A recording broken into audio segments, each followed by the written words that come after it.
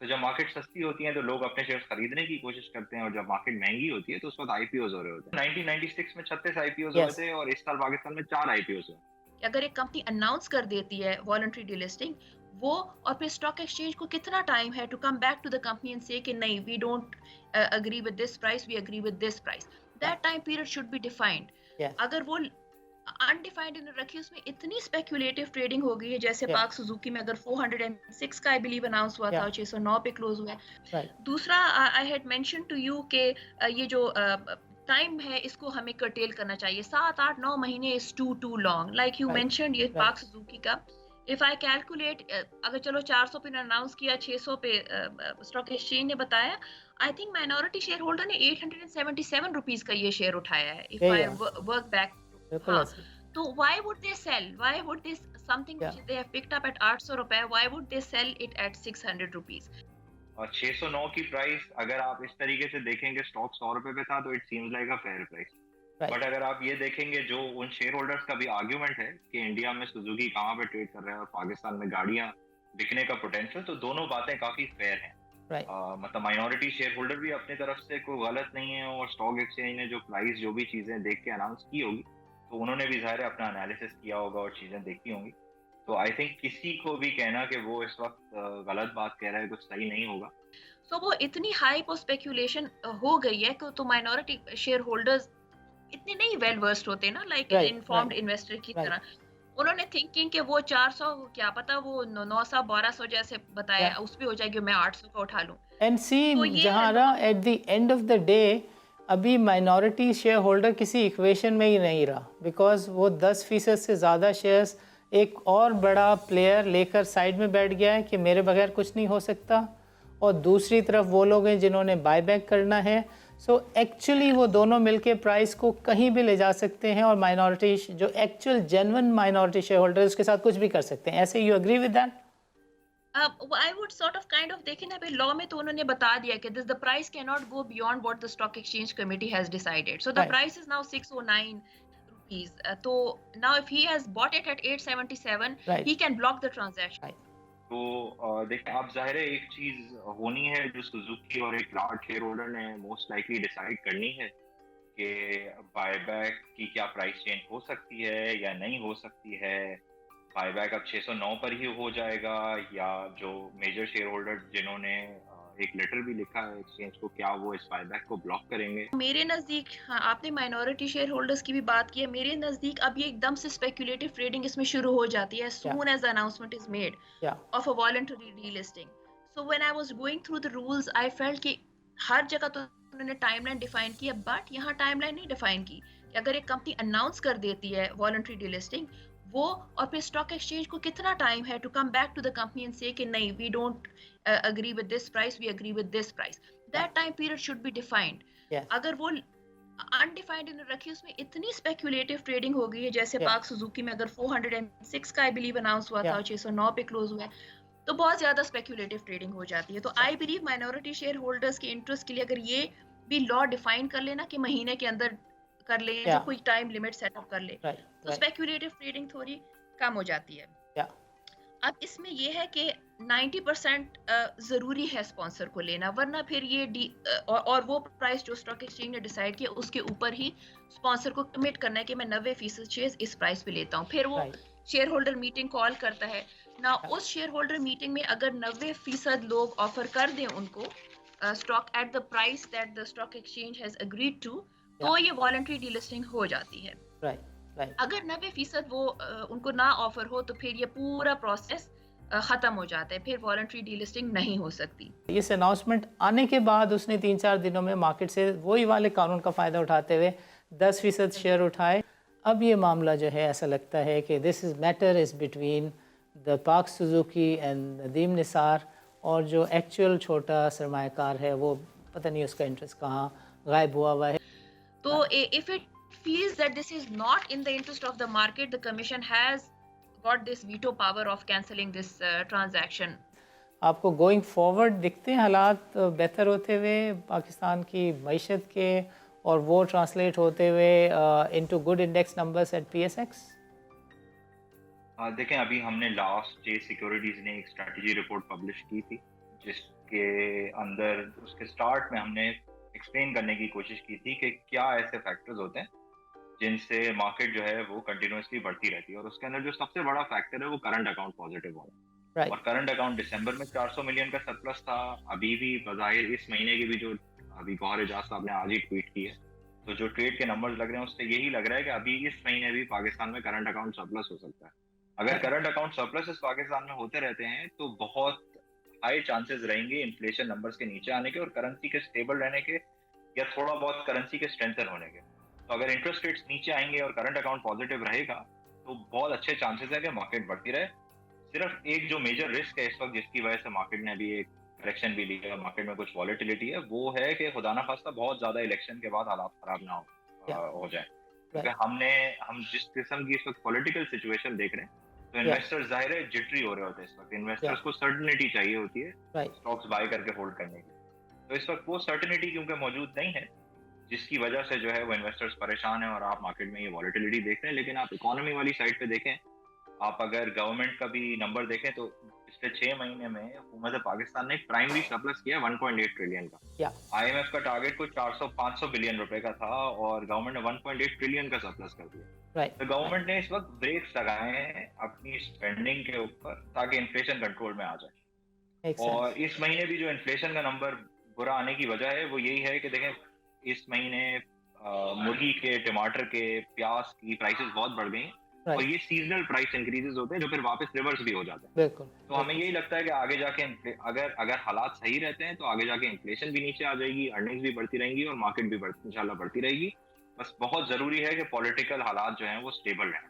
ज़बरदस्त। और और सर्कुलर डेट के ऊपर आपका क्या व्यू है? आपको लगता है ये पीपीएल, ओजीडीसी, एसएनजीपी और एसएसजीसी की जो रैली है ये इसी तरह चलेगी और मोहम्मद देखिए अली के दम से बहारें ऐसी कायम रहेंगी बाजार इसिस में?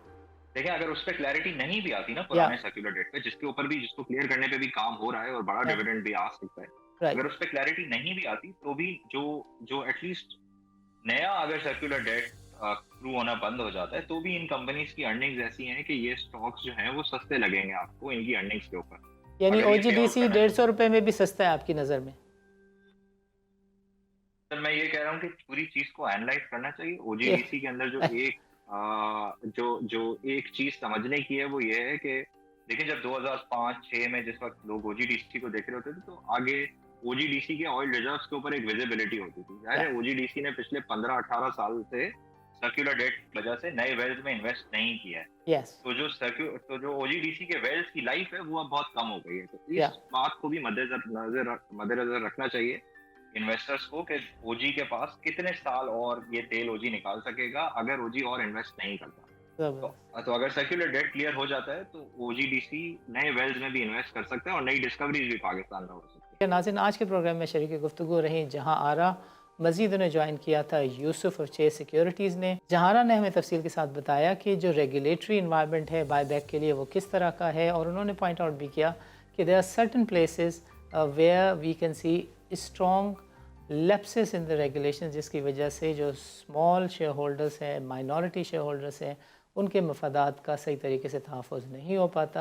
उन्होंने कहा कि जो ज़िम्मेदारी स्टॉक एक्सचेंज की है कि जहाँ पर ये प्रोसेस स्टार्ट होने से एंड होने तक कि कोई टाइमलाइन होनी चाहिए जहाँ पे स्टॉक एक्सचेंज की ज़िम्मेदारी है, सिवाय उसके बाकी सब जगहों पर 20 दिन, 25 दिन, 2.5 महीने की टाइमलाइंस मौजूद हैं। लेकिन जहाँ स्टॉक एक्सचेंज की ज़िम्मेदारी आती है वहाँ पर टाइमलाइंस मौजूद नहीं है। यही वजह है कि बाज़ार में मैनिपुलेशन होती है और जो स्पार्क सुजुकी का स्टॉक है इसके अंदर भी एक लार्ज स्केल मैनिपुलेशन देखने में आई। और अब सिचुएशन ये है कि 609 रुपये की प्राइस निकाली है स्टॉक एक्सचेंज की कमेटी ने, और जो इन्वेस्टर है वो ये कहता है कि ये हम 800 रुपये में स्टॉक लेके बैठे हुए हैं। एक तरफ नदीम निसार है और उसका ग्रुप है जो कि निसार डंका का बेटा है, और इन्होंने को 15% शेयर्स अपने हाथ में रखकर SECP में ऑफिशियल कंप्लेंट लॉन्च कर दी है। और इनका व्यू ये है कि ये और पार्क सुजुकी मिलकर डिसाइड करेंगे कि किस प्राइस के ऊपर पार्क सुजुकी जो है वो वापस अपने स्टॉक्स को, शेयर्स को बायबैक कर सकता है। So actual minority share holders का इंटरेस्ट कहाँ जाता है, ये एक बहुत बड़ा सवालिया निशान है। और हम देखेंगे कि शमशाद अख्तर, PSX का बोर्ड और SECP इस मसले को कैसे देखता है।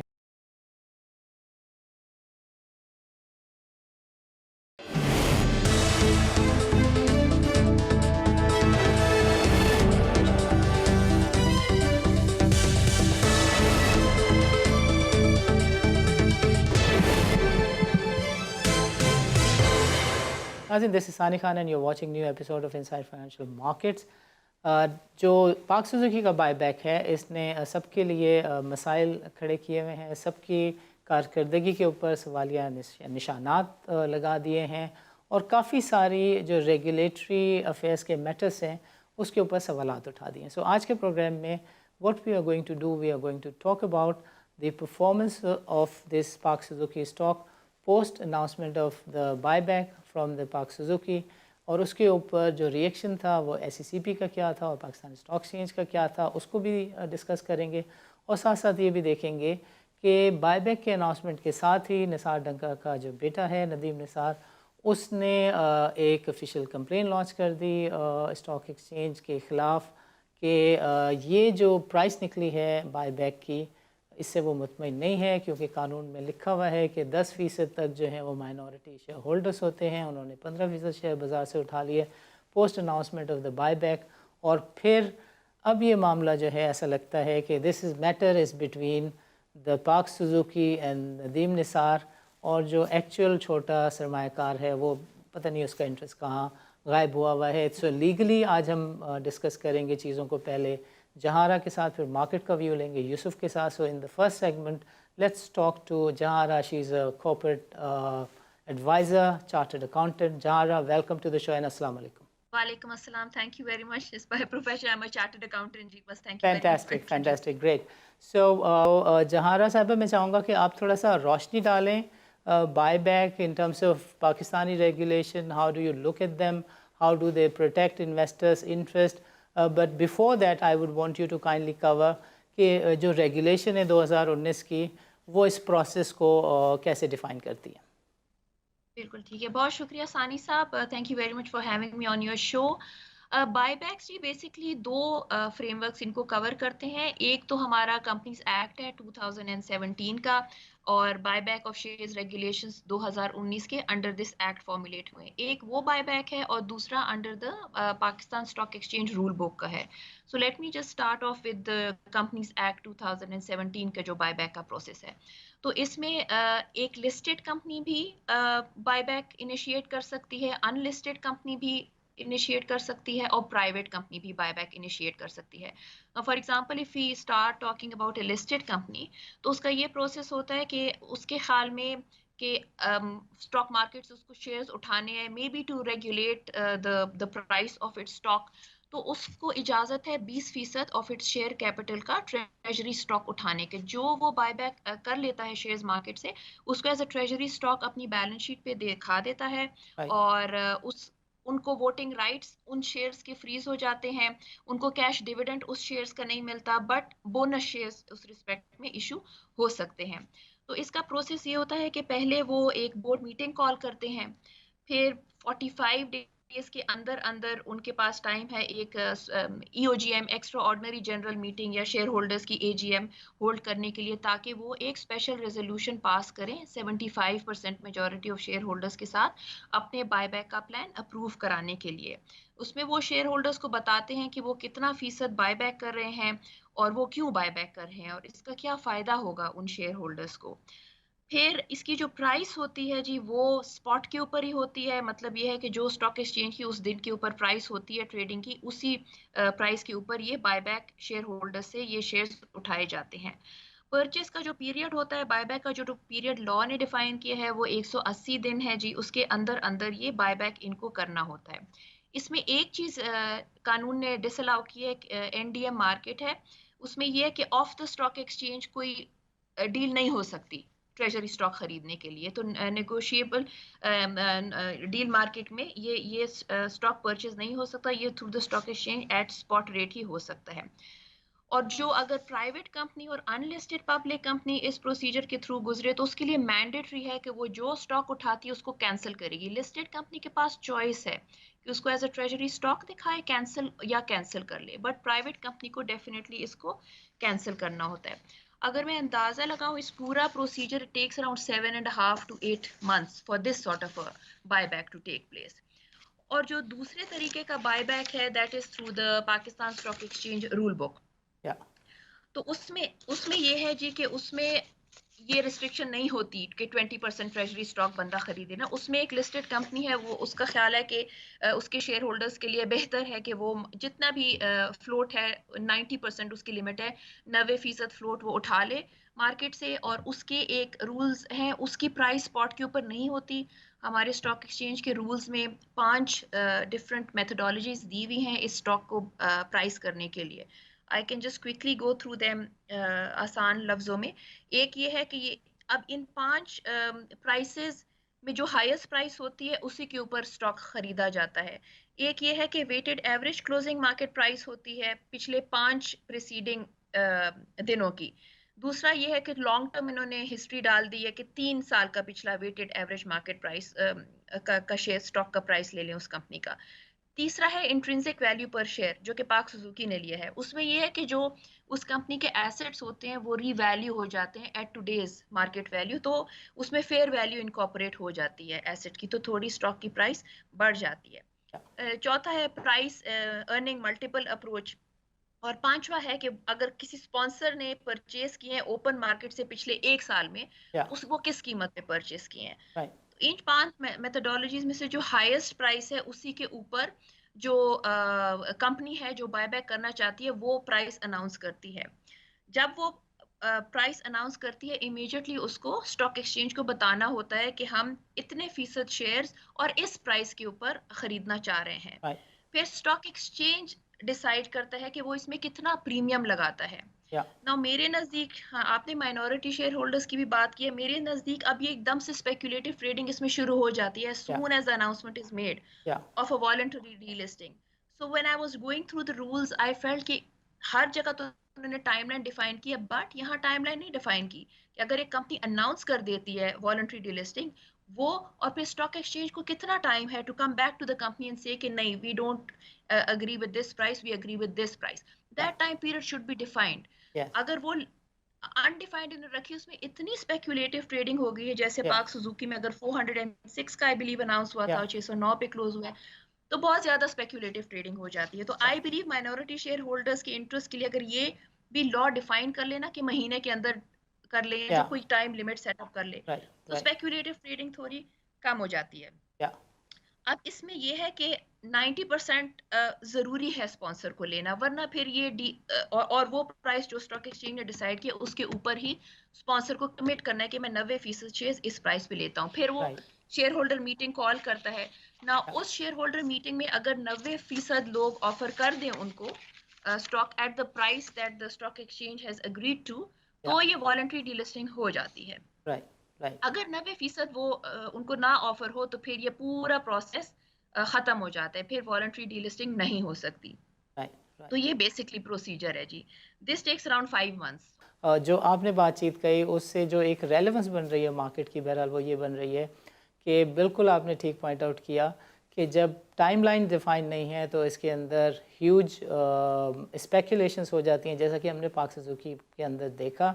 और फिर हमने फाइनली ये भी देखा कि उसका पीक ये था कि नदीम निसार जिसने 10% इस अनाउंसमेंट आने के बाद उसने 3-4 दिनों में मार्केट से वही वाले कानून का फ़ायदा उठाते हुए 10% शेयर उठाए, और फिर 2000, 3000, 4000 शेयर वाले भी और मेपल लीफ को भी और इसको भी काफ़ी सारे लोगों को उसने साथ मिला लिया। और फिर उसने एक कंप्लेनेंट बनकर SEC में कंप्लेन फाइल कर दी कि भाई ये जो इसकी प्राइस है ये 400 रुपये नहीं, 600 रुपये नहीं, बल्कि 1200 रुपये होनी चाहिए। And all that happen because के रेगुलेशंस जो हैं वो टाइट नहीं है। जहाँ आपसे बातचीत का सिलसिला हम दोबारा से रिज्यूम करेंगे but right after a short break, और हम चाहेंगे कि माइनॉरिटी शेयर होल्डर्स के इंटरेस्ट पे भी आप बातचीत करें और इस बात को भी थोड़ा समझाने की कोशिश करें कि रेगुलेटर के पास वो कौन से इख्तियारात हैं और किस सूरत में वो इन इख्तियारात को इस्तेमाल कर सकता है कि वो किसी लिस्टेड कंपनी को कहे कि आपको डीलिस्ट होना है फोर्सफुली। सो नाज़रीन, don't go nowhere, let's meet after a short break. Welcome back नाज़रीन, प्रोग्राम के पिछले सेगमेंट में जहाँ ने तफसील के साथ बताया कि what is the buyback process, और इस सेगमेंट में हम उनसे समझने की कोशिश करेंगे कि माइनॉरिटी शेयर होल्डर्स का जो इंटरेस्ट है वो कैसे प्रोटेक्ट होता है। बट उससे पहले हम चाहेंगे कि जहाँ आपको एक्सप्लेन करें कि क्या रेगुलेटर के पास भी ये ताकत है कि वो सर्टन सिचुएशंस में किसी लिस्टेड कंपनी को कह सके कि you have to exercise the right of buyback or you forcefully you have to get delisted. So Jahara, over to you. So this thing has been specifically pointed out in Regulation 14 of the Buyback of Shares Regulations 2019. इसमें एक sweeping powers Securities and Exchange Commission of Pakistan को दी गई हैं कि the commission on its own motion, if it's satisfied या upon a complaint that it receives, वो अगर उसके हाल में पर interest of share holders of the purchasing company में ये नहीं है बायबैक, या उसके ख्याल में जनरल मार्केट इंटरेस्ट में नहीं है, या इंटरेस्ट ऑफ इन्वेस्टर्स में ये डील नहीं है, तो वो अब्यूज ऑफ लॉ और उसके लिए ये पूरे प्रोसेस को ये कैंसिल कर सकती है. और उसमें एक लाइन जी ये भी है, एक स्वीपिंग पावर्स उसको दिए कि commission can carry out such steps as are necessary to rectify the situation. Completely sweeping powers हैं उसके पास. तो if it feels that this is not in the interest of the market, the commission has got this veto power of cancelling this transaction all in all. And the issuer has no power whatsoever to have it checked or raise it in the court or seek any remedy? जी वो तो है जी, तो that is, so then वो तो different steps हैं. The issuer then is given an opportunity of being heard, फिर वो इनका अपना appeals process है, उसके बाद फिर court में जाता है. That's the full process which is followed. Makes sense. How about the minority interest का जो शेयर होल्डर्स है, माइनॉरिटी शेयर होल्डर्स, उसका इंटरेस्ट वो कैसे प्रोटेक्ट करती है हमारी रेगुलेशंस? मेरे ख्याल में तो जी जितना अगर मैं अपनी जहन इस्तेमाल करके बताऊं तो देखें, एक तो ये कि उन्होंने कहा है कि स्पॉट के ऊपर खरीदें, ठीक है ना, जो कि जो मैंने पहला प्रोसेस आपको बायबैक का बताया था, तो उसमें नेगोशिएटेड डील मार्केट को उन्होंने आउट कर दिया है. तो जो स्पॉट के ऊपर प्राइस है वो उसी के ऊपर बंदा खरीदता है. दूसरा, I had mention to you के ये जो टाइम है इसको हमें कर्टेल करना चाहिए. 7, 8, 9 महीने is too long. Like you mentioned ये पाक सुजुकी का, इफ आई कैलकुलेट, अगर चलो 400 पे अनाउंस किया, 600 पे स्टॉक एक्सचेंज ने बताया, I think minority share holder ने 877 रुपीस का ये शेयर उठाया है. इफ आई वर्क बैक, तो why would they sell, why would they something which they have picked up at 800 रुपए, why would they sell it at 600 rupees?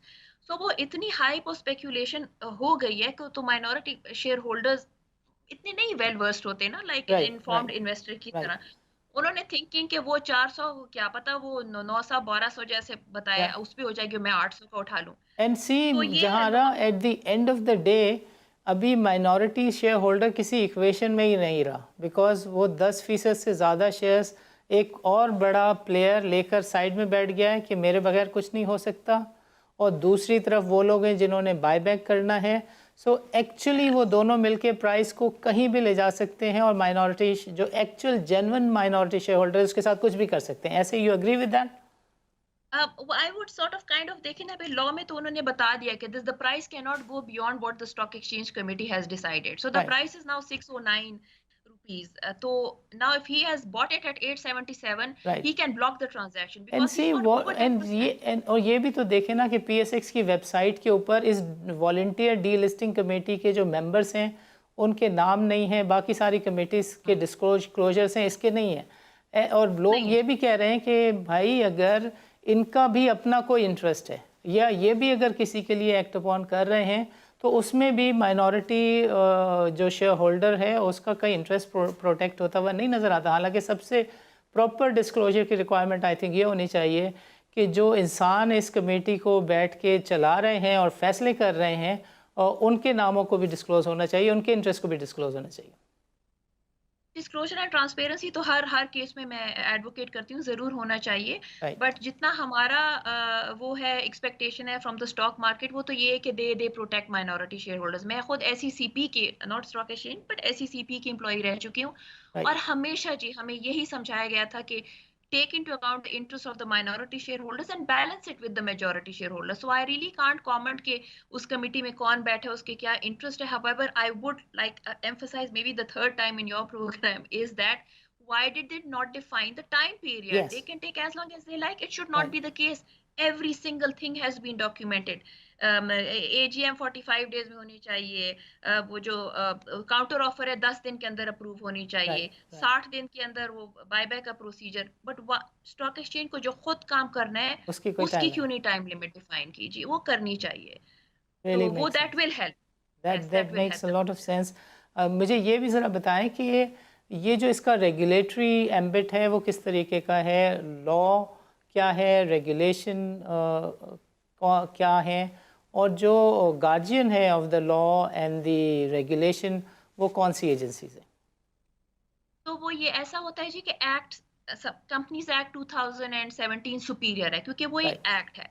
Right उसके नीचे फिर रूल्स बनते हैं जी, राइट सब्सिडियरी रूल्स के नीचे फिर रेगुलेशंस है, रेगुलेशंस के नीचे फिर गाइडलाइंस आती हैं। तो ये इसका हायरार्की है जी, legal. So for buyback we don't have guidelines, we do have regulations available. Yes, that is correct, that is correct. And regulations के लिए apex regulator is the SEC and frontline regulator is PSX. That's correct ji. Fantastic. PSX के rules हैं जी. Yes, that's correct. It's the frontline regulator. Ji. Understood, understood. Finally, we would want you to kindly comment ये जो present scenario है Pak Suzuki का, इसको आपने जितना भी देखा है इसके ऊपर we would want you to kindly comment. और ये जो आप कह रही हैं कि टाइम फ्रेम डिफाइन होना चाहिए, इसके अलावा भी अगर कोई सजेशंस आप देना चाहें कि बायबैक में जो माइनॉरिटी शेयर होल्डर्स हैं उसके इंटरेस्ट को प्रोटेक्ट करने के लिए फला मेजर्स लेने चाहिए, तो हमारा प्लेटफॉर्म हाजिर है, प्लीज़। जरूर जी, thank you. I won't take much of your time, but मैं जनरली सिंस पार्क सुजुकी है तो चले मैं ऑटो सेक्टर के ऊपर बात कर लेती हूँ ना। तो इनके जब मैं आप अनाउंसमेंट्स देखते आ रहे हैं, पिछले साल से ये प्लांट शटडाउन अनाउंस कर रहे हैं। देव पहले मोटरसाइकिल का प्लांट शट डाउन किया, फिर उन्होंने ऑटोमोबाइल का प्लांट शट डाउन किया। रीजन क्या दिया कि इनके पास रॉ मटेरियल नहीं था इंपोर्ट करने का, ठीक है ना। अगर इनके पास रॉ मटेरियल नहीं है इंपोर्ट करने का तो ये कैसे गाड़ियां बनाएंगे? आई टेल यू जी, I think there is a disconnect between the policy makers and the business community. Now the policy makers which is our government, they उन्होंने रिस्ट्रिक्ट कर दिया कि ऑटो सेक्टर इंपोर्ट्स को उन्होंने रिस्ट्रिक्ट कर दिया अपना करंट अकाउंट डेफिसिट को कम करने के लिए, ठीक है ना। आप मुझे बताएं, अगर इंपोर्ट नहीं होगा जी तो प्रोडक्ट कैसे बनेगा और एक्सपोर्ट कैसे होगा? एक उन्होंने इंपोर्ट बंद किया, प्लस उन्होंने गाड़ियों के ऊपर एक्सपोर्ट का कोटा लगा दिया कि 2% एक्सपोर्ट्स आपकी होनी चाहिए in 2023। If you can't import the raw material, if you are unable to manufacture the product, how can you export? And चलो ठीक है, you have put in this export criteria, but just look at it. We have a left hand drive. हमारे इर्द गिर्द कितने mobile है जिसमें left hand drive है, लेफ्ट हैंड राइट है ड्राइव, बहुत ज्यादा टेक्निकल जी हमारी वो है। So पार्क सुजुकी के जो लॉसेस के रीजंस मैं देख रही हूँ, and then I also study their finances, जो इनको कहीं जिक्र नहीं हुआ कि उनका फाइनेंस कॉस्ट अगर आप 30 जून 2023 के अकाउंट्स देखें 1 बिलियन से 10 बिलियन हो गया, 10 गुना ज्यादा बढ़ गया, ठीक है, पॉलिसी रेट बढ़ गया। तो मेरे ख्याल में तो ये कंपनी हर तरफ से स्क्वीज हो रही थी जी। So they had to, I think they had to take this decision of delisting कि वो शेयर होल्डर्स को, दे कांट सी कि हम आगे उनको कोई डिविडेंड दे सकते हैं। तो ये है, तो मेरे नजदीक तो जी अगर बिजनेस कम्युनिटी और पॉलिसी मेकर्स में कोई प्लेटफॉर्म आ जाए ना, कोई समझने का, कोई यू नो, तो फिर काफी चीजें आसान हो जाएंगी जी। तो कॉर्पोरेट सेक्टर इज आल्सो जी जी। तो ये और इस इम्पैक्ट फिर माइनॉरिटी शेयर होल्डर पे जाता है ना जी, अगर वो कंपनी शेयर्स ही उठा रही है, डिविडेंड नहीं मिलेगा। तो I agree with you in a way, ये एक माइनॉरिटी जो शेयर होल्डर क्लास है उसके इंटरेस्ट को बहरहाल प्रोटेक्ट करने का एक रास्ता नज़र आता है। इसके अलावा आई डोंट थिंक इसको आप कुछ और नाम दे सकते हैं। जहाँ राय साहिबा, आपका प्रोग्राम के लिए वक्त निकालने का बहुत बहुत शुक्रिया। नाज़रीन, this is time for a short break. वक्फे के बाद हमारे साथ मौजूद होंगे यूसुफ और हम उनसे समझेंगे कि मार्केट इस बायबैक के ट्रांजैक्शन को कैसे देखती है।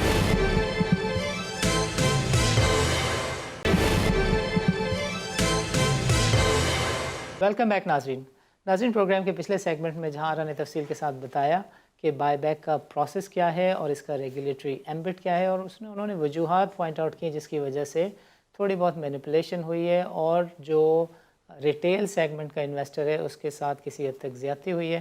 प्रोग्राम के इस सेगमेंट में हमारे साथ मौजूद हैं यूसुफ ऑफ चेस सिक्योरिटीज़। इनसे हम समझेंगे कि मार्केट का इसके ऊपर क्या व्यू है, वेदर इन्वेस्टर के साथ ज़्यादती हुई है या नहीं हुई है। ये स्टॉक 100 रुपये से 600 रुपये तक गया, 800 रुपये की इसने प्राइस देखी, स्टॉक से ने जो प्राइस निकाल के दिए वो 609 रुपये की है।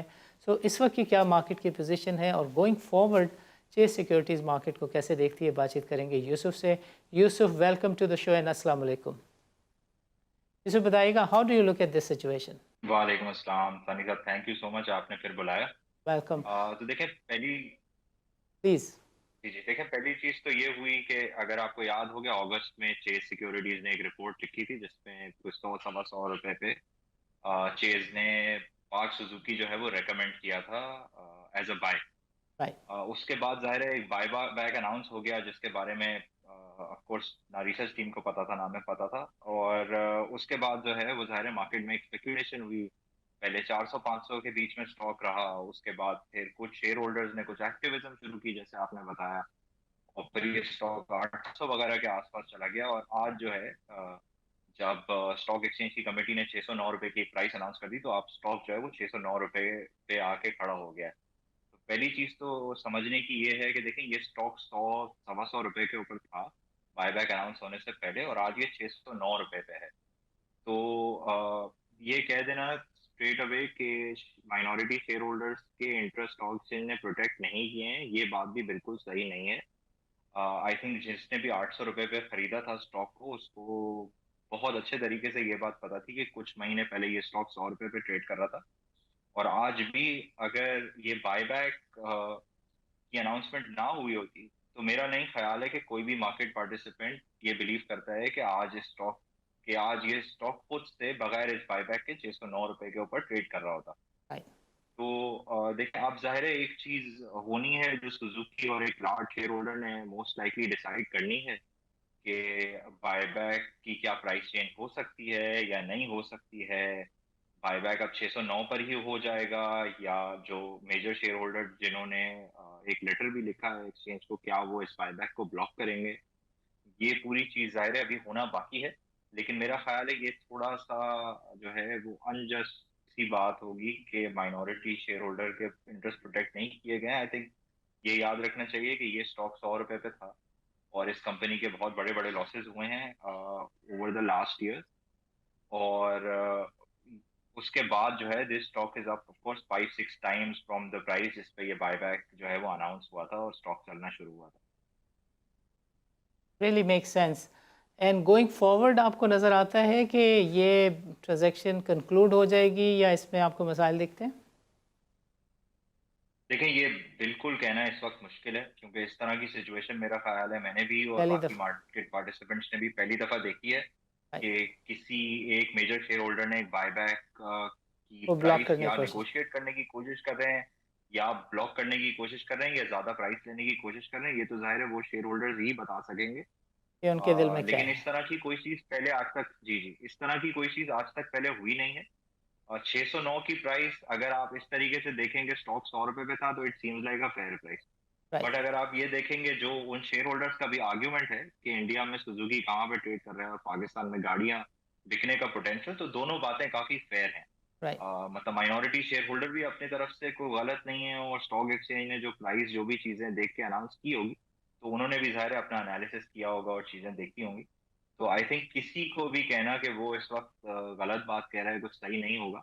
राइट। अ, बिल्कुल समझ में आती बात। यूसुफ ये बताएं कि ये जो एक ट्रेंड है कि काफ़ी सारी एंटिटीज़ ये हक इस्तेमाल कर रही हैं, अभी थोड़ी सी वैल्यूएशन बेहतर हुई है, तो आपको लगता है कि अब ये ट्रेंड रुकेगा या ये कंटिन्यू करेगा बायबैक का? देखें बायबैक्स और डीलिस्टिंग्स जनरली कंपनीज को फाइनेंशियल सेंस उस वक्त बनती है जब स्टॉक मार्केट बहुत सस्ती होती है। और राइट। अभी भी स्टॉक मार्केट बहुत सस्ती है, तो कंटिन्यू ये कंटिन्यू रह सकता है कि कुछ लोग जो है वो अपने स्टॉक्स बाय बैक करते रहे और कुछ लोग जो है वो डीलिस्ट करने की कोशिश करें। और ये हमने इस दफा पहली दफा बहुत ही एक बड़ा फ्लो ऑफ बायबैक्स देखा है जिसमें बहुत सारी कंपनी ने, lucky cement, cohort cement, maple leaf cement, park Suzuki ने डीलिस्टिंग की कोशिश कर रहा है पार्क सुजुकी। तो बहुत सारी कंपनीज हैं इवन बिसाइड्स पार्क सुजुकी जो डी लिस्ट नहीं तो एटलीस्ट अपने शेयर्स बायबैक करिए क्योंकि स्टॉक उनको सस्ता लगे। आ गई तो बात जब समझ। मार्केट सस्ती होती है तो लोग अपने शेयर्स खरीदने की कोशिश करते हैं, और जब मार्केट महंगी होती है तो उस वक्त आईपीओज हो रहे होते हैं। तो आपको अगर याद हो तो 96 में पाकिस्तान में कोई 36 आईपीओज हुए थे। रिकॉर्ड और आई। इस साल पाकिस्तान में कोई मैं कह रहा हूँ 1996 में 36 आईपीओज हुए यस। थे, और इस साल पाकिस्तान में 4 आईपीओज हुए। राइट। तो वो यही है कि जब मार्केट सस्ती होती है तो जो है वो डी लिस्टिंग्स और बायबैक्स होते हैं, और जब मार्केट महंगी होती है तो फिर आईपीओज होते हैं और डी लिस्टिंग्स वगैरह कम होती हैं। बिल्कुल ठीक है। यूसुफ ज़रा ये भी बताएं इस टॉपिक से हट के कि आपको बाज़ार अब कैसी दिखती है down the road? 1 week we are away from elections, आपको गोइंग फॉरवर्ड दिखते हैं हालात बेहतर होते हुए पाकिस्तान की मईशत के, और वो ट्रांसलेट होते हुए into good index numbers at PSX? देखें, अभी हमने लास्ट जे सिक्योरिटीज ने एक स्ट्रेटजी रिपोर्ट पब्लिश की थी, जिसके अंदर उसके स्टार्ट में हमने एक्सप्लेन करने की कोशिश की थी कि क्या ऐसे फैक्टर्स होते हैं जिनसे मार्केट जो है वो कंटिन्यूसली बढ़ती रहती है। और उसके अंदर जो सबसे बड़ा फैक्टर है वो करंट अकाउंट पॉजिटिव होना। राइट। और करंट अकाउंट दिसंबर में 400 मिलियन का सरप्लस था। अभी भी बज़ाहिर इस महीने की भी जो अभी गौहर एजाज साहब ने आज ही ट्वीट की है, तो जो ट्रेड के नंबर्स लग रहे हैं उससे यही लग रहा है कि अभी इस महीने भी पाकिस्तान में करंट अकाउंट सरप्लस हो सकता है। अगर करंट अकाउंट सरप्लस पाकिस्तान में होते रहते हैं तो बहुत हाई चांसेस रहेंगे इन्फ्लेशन नंबर्स के नीचे आने के और करेंसी के स्टेबल रहने के, या थोड़ा बहुत करेंसी के स्ट्रेंथन होने के। तो अगर इंटरेस्ट रेट्स नीचे आएंगे और करंट अकाउंट पॉजिटिव रहेगा तो बहुत अच्छे चांसेस है कि मार्केट बढ़ती रहे। सिर्फ एक जो मेजर रिस्क है इस वक्त जिसकी वजह से मार्केट ने अभी एक करेक्शन भी लिया, मार्केट में कुछ वॉलेटिलिटी है, वो है कि खुदा ना खास्ता बहुत ज्यादा इलेक्शन के बाद हालात खराब ना हो जाए। क्योंकि राइट। हम जिस किस्म की इस वक्त पॉलिटिकल सिचुएशन देख रहे हैं, तो या इन्वेस्टर्स जाहिर है जिटरी हो रहे होते हैं इस वक्त। या इन्वेस्टर्स को सर्टनिटी चाहिए होती है राइट। स्टॉक्स बाय करके होल्ड करने की। तो इस वक्त वो सर्टनिटी क्योंकि मौजूद नहीं है, जिसकी वजह से जो है वो इन्वेस्टर्स परेशान है और आप मार्केट में ये वॉलेटिलिटी देख रहे हैं। लेकिन आप इकोनॉमी वाली साइड पे देखें, आप अगर गवर्नमेंट का भी नंबर देखें तो पिछले 6 महीने में हुकूमत पाकिस्तान ने एक प्राइमरी सरप्लस किया 1.8 ट्रिलियन का। या IMF का टारगेट कुछ 400-500 बिलियन रुपए का था और गवर्नमेंट ने 1.8 ट्रिलियन का सरप्लस कर दिया। राइट। तो गवर्नमेंट ने इस वक्त ब्रेक्स लगाए हैं अपनी स्पेंडिंग के ऊपर ताकि इन्फ्लेशन कंट्रोल में आ जाए।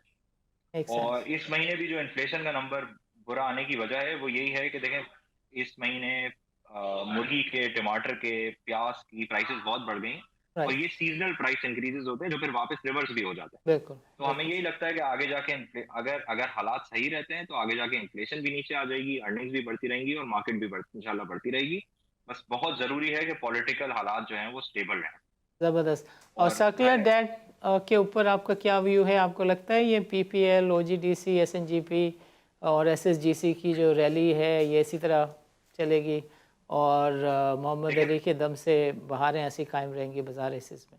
देखिए, अगर उस पर क्लैरिटी नहीं भी आती ना या पुराने सर्कुलर डेट पे, जिसके ऊपर भी, जिसको क्लियर करने पे भी काम हो रहा है और बड़ा डिविडेंड भी आ सकता है, राइट। अगर उस पर क्लैरिटी नहीं भी आती तो भी जो जो एटलीस्ट नया अगर सर्कुलर डेट क्रू होना बंद हो जाता है तो भी इन कंपनीज की अर्निंग्स ऐसी हैं कि ये स्टॉक्स जो हैं वो सस्ते लगेंगे आपको इनकी अर्निंग्स के ऊपर, यानी अगर ये पे आउट OGDC करना शुरू। 150 रुपये में भी सस्ता है आपकी नज़र में? सर, मैं ये कह रहा हूँ कि पूरी चीज को एनालाइज करना चाहिए। ये OGDC के अंदर जो एक जो जो एक चीज समझने की है वो ये है कि देखिए, जब 2005-6 में जिस वक्त लोग OGDC को देख रहे होते थे तो आगे OGDC के ऑयल रिजर्व्स के ऊपर एक विजिबिलिटी होती थी। जाहिर या है OGDC ने पिछले 15-18 साल से सर्कुलर डेट की वजह से नए वेल्थ में इन्वेस्ट नहीं किया है। यस। तो जो OGDC के वेल्थ की लाइफ है वो अब बहुत कम हो गई है। तो या इस बात को भी मद्देनजर रखना चाहिए इन्वेस्टर्स को कि ओजी के पास कितने साल और ये तेल ओजी निकाल सकेगा अगर ओजी और इन्वेस्ट नहीं करता। ज़बरदस्त। तो अगर सर्कुलर डेट क्लियर हो जाता है तो OGDC नए वेल्स में भी इन्वेस्ट कर सकता है और नई डिस्कवरीज भी पाकिस्तान में हो सकती है।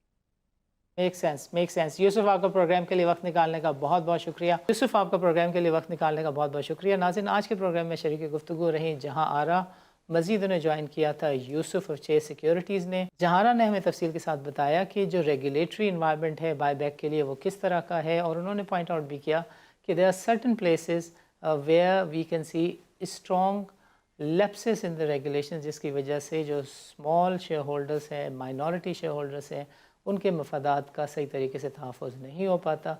उन्होंने कहा कि जो ज़िम्मेदारी स्टॉक एक्सचेंज की है कि जहाँ पर ये प्रोसेस स्टार्ट होने से एंड होने तक कि कोई टाइमलाइन होनी चाहिए, जहाँ पे स्टॉक एक्सचेंज की ज़िम्मेदारी है, सिवाय उसके बाकी सब जगहों पर 20 दिन, 25 दिन, 2.5 महीने की टाइमलाइंस मौजूद हैं।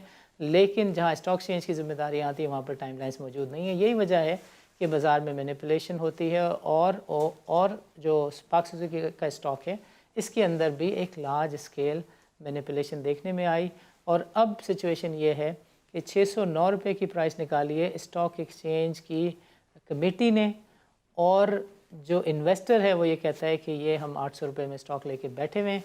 एक तरफ नदीम निसार है और उसका ग्रुप है जो कि निसार डंका का बेटा है, और इन्होंने को 15% शेयर्स अपने हाथ में रखकर SCCP में ऑफिशियल कंप्लेंट लॉन्च कर दी है। और इनका व्यू ये है कि ये और पाक सुजुकी मिलकर डिसाइड करेंगे कि किस प्राइस के ऊपर पाक सुजुकी जो है वो वापस अपने स्टॉक्स को, शेयर्स को बायबैक कर सकता है। So actual minority share holders का इंटरेस्ट कहाँ जाता है, ये एक बहुत बड़ा सवालिया निशान है। और हम देखेंगे कि शमशाद अख्तर, PSX का बोर्ड और SCCP इस मसले को कैसे देखता है।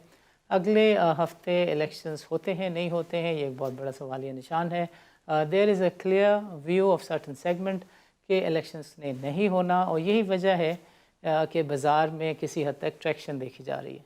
अगर इलेक्शन होते हैं तो लोगों का कहना है कि बाज़ार में शायद आजमाइशी सिचुएशन दोबारा से आ सकती है, वॉल्यूम्स कम हो सकते हैं। इस सब चीज़ के ऊपर बातचीत करेंगे, तबसरा करेंगे अगले प्रोग्राम में। नाज़रीन इजाज़त दीजिए, अल्लाह हाफ़िज़।